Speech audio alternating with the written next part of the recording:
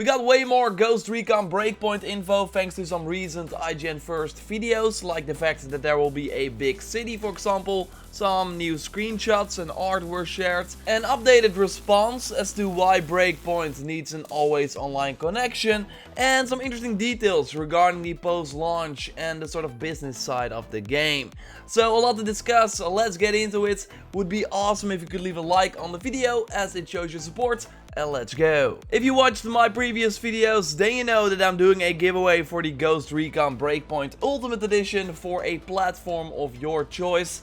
This edition comes with 3 days early access, a bonus mission, in-game items and the year 1 pass. And that pass includes some exclusive content like expansions and also early access to the classes we will get post-launch, for example. Just follow the link in the pinned comment for a chance to win, and be sure you are subscribed to the channel as well before you enter. Let's start with some interesting information regarding the world of Breakpoint, the Aroa Archipelago. And why they, by the way, went with an archipelago, so different islands, is because they want to continue to expand on the world as well. And that's something we of course already discussed in previous videos, that we should expect new islands post-launch. And in the new IGN first video, they once again focused on the fact that because Aroa is a fictional world, they get way more room to expand on it, while they still want the world to be grounded in reality. But yeah, the fact is that when creating this world and also when adding new islands, they don't have to look at the real world map to see if it makes sense, and now they can just go crazy. And one good example is the volcano island that you will already see when looking in the distance from the main island of Aroa, and this of course where the raid takes place, but we already know that the raid won't be available till a few months after launch, like during the first episode of their post-launch roadmap, and every episode should last 4 months, and I got some more interesting new info on the post-launch later on in this video. Either way, you can already take a helicopter and go to this volcano island to explore it already. Like before the raid is out, I'm not sure how much you can do there already, but it does give you an idea of the freedom that this game will give you. We now also learned that there will be a big city on Aroa called Liberty City, and I love this comment from Unknown under the IGN first video. Liberty City, Rockstar triggered. So yes, not a very original name, but it does sound pretty interesting. We see some new concept art, by the way, here from that same IGN video. This will namely be the main capital of the island, with a lot of administrative buildings from Scale Technology. Like, I don't think that the lab we saw in the gameplay reveal is part of Liberty City, so I still think that we will have these modern buildings elsewhere in the world as well. But this city really sounds like more of that, but in one place. We saw a sort of campus in the footage they released as well. So I really feel that it's kind of comparable to Silicon Valley, with a lot of engineers working on tech. Maybe this is also the place where Skeltech boss Jace Skell lives. Would not be surprised if he lived like in this enormous building that we see a couple of times already. I love urban environments like this because it makes for some great stealth action, going inside buildings, hiding behind walls and stuff like that.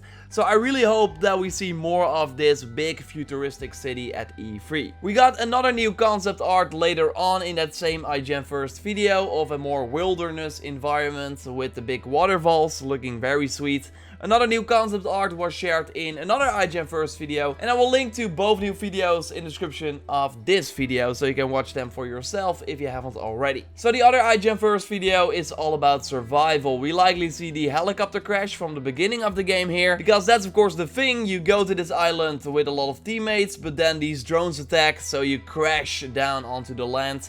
And then you have to find a way to survive. And we already learned that you will then find your way to the home base in this game. I will link to a video discussing more about this feature at the end of this one. So we also got this new screenshot that demonstrates how it is to be hunted by the new wolf enemies. That, as I said before, will be ex-spec ops, so high-skilled enemies. They are just roaming the world and can intervene with your activities at any time, but sometimes it's also connected to a story mission, so then they will show up no matter what. We see Nomad here grabbing his arm, likely because he's injured. We discussed the 3 tiers of injuries before, where the first one will let you already lose some stamina, and you will be limping then. The second one will make aiming more difficult. You will also start bleeding in this tier, and then in the third tier you can only use your handgun and move very slowly, hopefully to safety.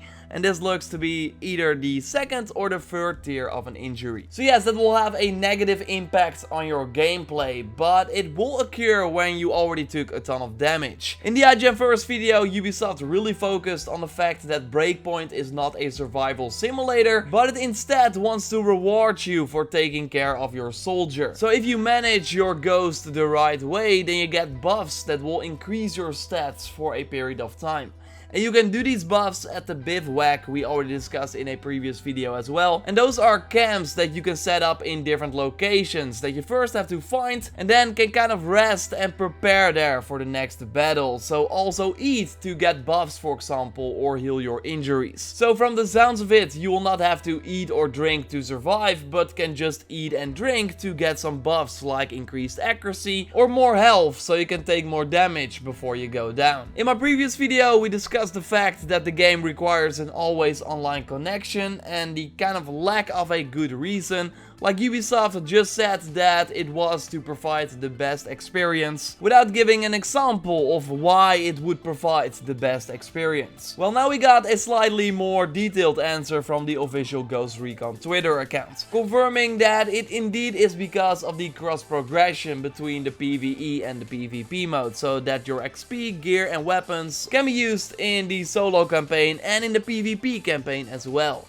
It's something we already discussed as a possibility, so I guess it's good that Ubisoft now confirms more about it, gives us a reason, but you still would think that there can be another way to do this, right? For people that just want to play the game as a solo game, just like Wildlands. I mean, they are at least aware that we want this, but I'm not really sure if they will implant it. We got confirmation that 511 clothes will make their way to Breakpoint. It was confirmed in an image on their Instagram talking about The Division 2. Thanks to Capcanut for sharing it on the official Ghost Recon Reddit, so good stuff, and we will likely see more brands in the game as well. I told you this in previous videos that when playing Breakpoint at an event before the reveal in Paris, I could already loot some gear, like I looted a cap. So maybe we'll also be able to find 511 clothes by looting dead enemies or from the chest that you can find in the world. That the brands will be part of the loot system of the gear that you can find.